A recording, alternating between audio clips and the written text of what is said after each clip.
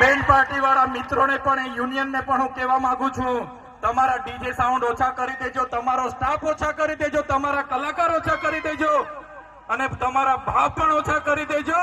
નહીં તો આવનાર દિવસોમાં વિસ્તારોમાં બેન્ડ પાર્ટીઓનો અમે બહિષ્કાર કરીશું, કોઈને બોલાવીએ નહીં.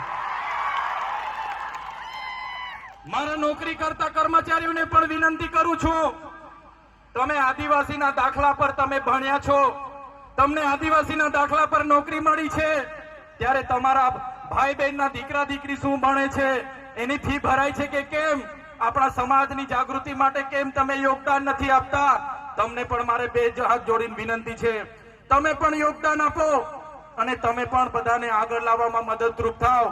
કોઈનાથી ડરવાની જરૂર નથી. આપણે બધા એક હોઈશું તો કોઈના બાપની તાકાત નથી કે તમને અમને કોઈ દબાવી શકે. ત્યારે મિત્રો, આજના મંચ પરથી કહીએ છે, ભગવાન બિરસા મુંડાનો ઇતિહાસ ગૌરવશાળી છે, આપણા પૂર્વજોનો ઇતિહાસ ગૌરવશાળી છે અને ઇતિહાસમાંથી પ્રેરણા લઈને આપણે આપણા જીવનમાં આગળ વધવું જોઈએ. કેટલી વાર સુધી લડેંગે જીતેંગે કરતા રહીશું. એટલે મારા યુવાનો, તમારો ભણવાનો સમય છે, તમે ખૂબ સારું ભણો, તમારું કેરિયર બનાવો, એવી જ આપ સૌને વિનંતી કરું છું. મારા વડીલ મિત્રોને પણ ખાસ અપીલ કરું છું. કેટલાક યુવાનો નાચે કૂદે, પાર્ટીઓ કરે, ચારધામની યાત્રાઓમાં 15 દાડા પદયાત્રા કરે, જુગાર રમે, દારૂ પી, તો એ વડીલોની તમારી ને અમારી જવાબદારી છે આપણા યુવાનોને શિક્ષા આપવાની.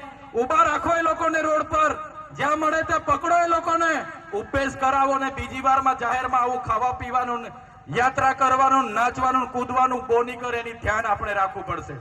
અમે પણ નાચીએ છીએ, અમે પણ ગરબા રમીએ છીએ, દિવાળી પર અમે પણ ઢોલ વગાડીએ છીએ, અમે પણ ડાયરા કરીએ છીએ, પણ સવારે ઉઠીને આપણી શું ટાર્ગેટ છે, શું ધ્યેય છે, આપણે જોવું પડશે.